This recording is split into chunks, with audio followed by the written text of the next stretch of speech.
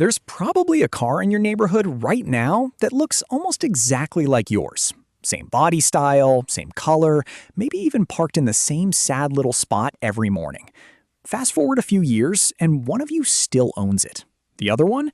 Empty driveway, new payment, same story all over again. And here's the part people don't like hearing. The person with the lower monthly payment might still lose by a mile. Not because they got scammed by some cartoon villain at a dealership. Not because anybody bought a supercar by accident. No, this is way more normal than that. It happens in the little office with the two bright lights, the swivel chair, and the finance form that somehow gets longer the longer you sit there. I'm William, and I've spent way too much time digging through car leases that were clearly designed by people who hoped nobody would read them. So if your car decision in 2026 feels weirdly impossible, stay with me, because the numbers changed, the rules changed, and the old buy is always better or lease is always smarter takes, yeah, they're both too lazy for what's happening now. Let's start with the part most people miss. This isn't really a car decision anymore. It's a cash flow decision inside a messed up market. The average new car in America is now $49,855. That's not luxury. That's average. Tariffs have added about 10.4% over the past year, and there's no magical expiration date attached to that pain. The average new car loan payment is about $770 a month. The average lease is $619. And 1 in 5 buyers is signing for more than $1,000 a month. $1,000 for a regular car. And it gets uglier. About 30.9% of trade-ins are underwater, with the average driver owing $7,183 more than the car is worth. Repossessions hit about 1.73 million in 2024, the highest since 2009. So no, people are not all handling it. A lot of them are just quietly dragging a negative balance into the next deal. But here's the key thing. All of that didn't change the answer. It just changed the cost of getting the answer wrong. So let's use 2 people for this, because vague advice is useless. One of them is Cyrus. He runs a contracting business and wants an electric SUV. The other is Lorraine. She drives like she's paid by the mile, because her work territory covers 3 counties, and she racks up 18,000 miles a year without even trying. And before we talk about who should buy or lease, you need to understand how the decision is actually made in that little showroom office. You know the room. Small desk, half a coffee, a screen turned just enough away from you to feel intentional. Paperwork everywhere. And then they slide over the little form with 4 boxes. Trade-in value, purchase price, down payment, monthly payment. That's the whole game. Because guess which box they usually ask about first? Box 4. What monthly payment feels comfortable? And you answer like a normal person.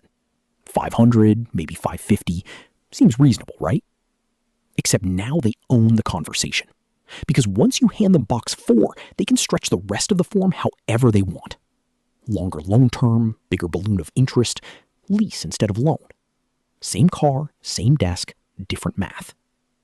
And this is why nearly 1 in 4 new car loans now runs 84 months or longer. 7 years on a machine that starts aging the second you drive it off the lot. That's not a car strategy. That's box 4 doing its job. Now, let's strip the mystery out of leasing, because most people talk about it like it's a different species of loan. It isn't. If you finance a car, you're borrowing the whole thing and paying it off over time. Simple. If you lease, you're not paying for the whole car. You're paying for the part you use up. Say the sticker is $40,000, but you negotiate it down to $38,000. The leasing company estimates the car will still be worth 60% after 36 months. So that's $24,000. Subtract that from the price, and you're really using up $14,000 of value over the lease. Divide that by 36 months, and you get about $389 a month. That's the basic idea. You're paying for the depreciation, month by month, while the car slowly burns off value in your driveway. Then they layer in the rent charge, which is basically interest wearing a fake mustache. They call it a money factor. It looks tiny, like 0.0025, because tiny decimals make people relax. Multiply it by 2,400 and you get the real interest rate. In that example, that's 6%. Not harmless, just dressed up. And that's not even the sneaky part. The dealer can mark up that money factor above the bank's rate and keep the spread. With a loan, people at least know to shop rates. With a lease, a lot of drivers don't even realize there's a rate hiding in there. Then tack on acquisition fees, tax, and whatever else gets quietly tucked into the deal, and what you're really buying is the most expensive part of the car's life. Because depreciation is brutal up front. Most cars lose 15% to 20% in the first year alone. By year 5, the average car is down 41.8%. That first 3 years, cliff. Years 6 through 12, more like a long, ugly slope. A lease basically says, great, let's keep paying for the cliff forever. And that's where the word new in the title actually matters. Leasing itself is not new. It has always been a way to rent the sharpest part of depreciation. What's new is the price of that mistake. The cliff got taller. Tariffs pushed costs higher by about 10.4%, so the expensive part got even more expensive. And then, in September 2025, the one clean reason to lease an EV got kicked in the teeth by a bill. So let's actually run the numbers on 2 real humans. We'll call the neighbor Odette. She's 34, she's a dental hygienist, and she's the kind of person who has never been late on anything in her life. You are Barrett, because apparently every spreadsheet needs a name. You both want the same crossover. Sticker price is $40,000, negotiated to $38,000. You buy. You put $5,800 down, which is about the national average and also suspiciously close to the amount people say they didn't want to touch in their savings account. You finance $32,200 at 6.4% for 60 months. Payment? $629 a month. Over 5 years, you pay $37,716 total on the loan, and about $5,500 of that is interest. Add the down payment, and you're at $43,516. Then month 61 hits, and suddenly, nothing happens. No payment, no auto draft, no little car bill nibbling at your checking account every month. You just keep driving the same thing. Odette doesn't do that. She puts $2,500 down and gets a $501 payment. Looks prettier. Feels cheaper. She's ahead of you by $128 a month, and she gets to enjoy a nicer screen and a shorter commitment. That's the seduction. But after 36 months, she turns it in, pays a disposition fee, puts another $2,500 down, and starts over on the newer version. Same car class, higher sticker, higher payment. Lease 2 lands around $560. Lease 3 lands around $625. So while you're sitting there with no payment after year 5, her number keeps creeping up. Over 9 years, she pays about $60,696 in lease payments, plus $7,500 in down payments, plus roughly $800 in fees if we're being charitable. That puts her near $69,000. You? $43,516. That's about a $25,500 cash gap. And you still have the car. Not a perfect car, not a showroom car, a real car with miles on it, maybe a weird smell in the back seat, maybe a scratch you remember exactly how you got. But it's yours, and it's worth around $10,500. So the real gap is closer to $36,000. Now, to be fair, Odette did dodge some stuff. She kept getting cars under warranty. No year 7 tire bill. No water pump surprise. No sitting in a dealership waiting area watching some home reno show on a wall-mounted TV while a tech just checks something. Let's give her $4,000 for repairs she avoided. Even then, you're still ahead by about $32,000. And that's the number that should make you sit back a little. Because nobody here did anything reckless. Odette never missed a payment. She never bought something she couldn't afford. She just answered the monthly payment question well, 108 times in a row. That's it. If you invested that $32,000 in a broad index fund and let it sit for 20 years at 7%, it grows to roughly $124,000. That's not a car decision anymore.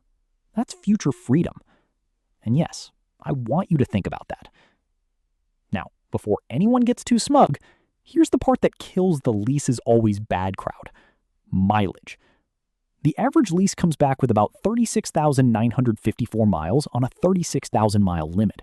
So a lot of people are already over before the car even stops smelling new. That's where Lorraine matters. She drives 18,000 miles a year and somehow thought the 12,000-mile lease made sense because the payment looked nicer. I get it. In the showroom, an extra 6,000 miles sounds tiny. It sounds like, I'll probably be fine.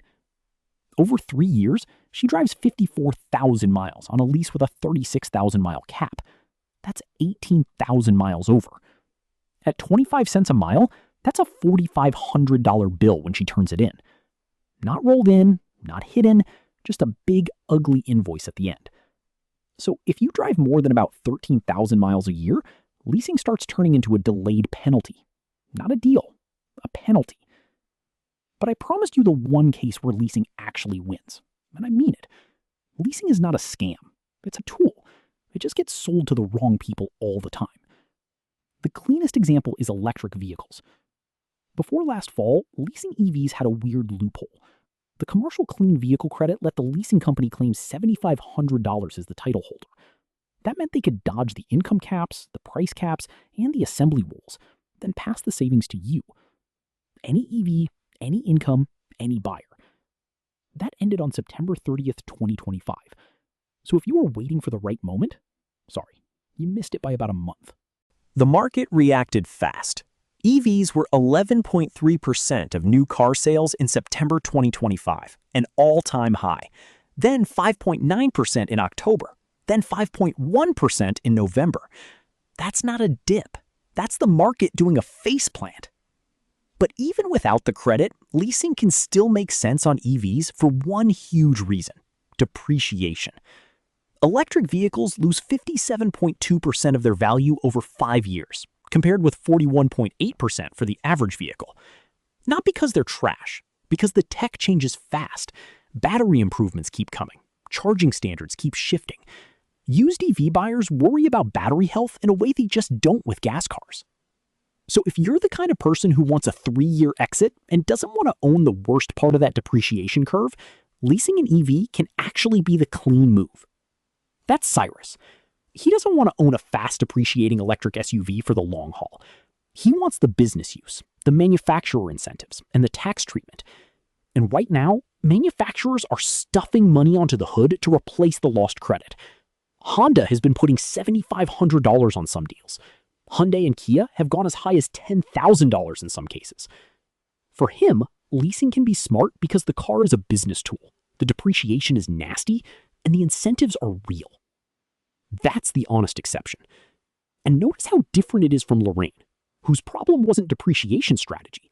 Her problem was mileage. Totally different issue. This is why the whole debate gets people twisted up. They act like buying is moral and leasing is stupid. That's lazy. The real question is, how long do you want to keep the payment? Because that's what this is.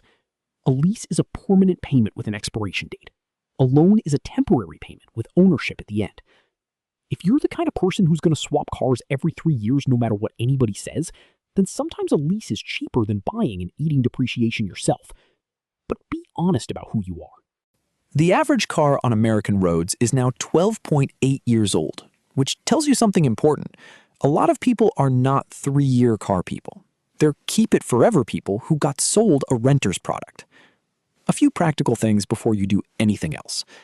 If you're in a lease on a gas or hybrid car, run the buyout number before you hand it back.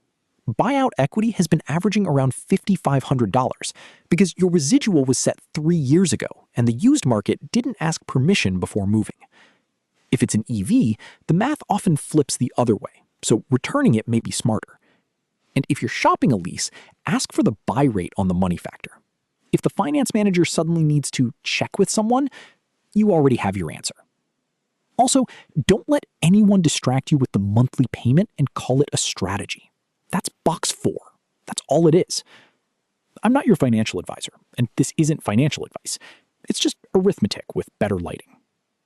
Nobody throws a parade when a car payment ends.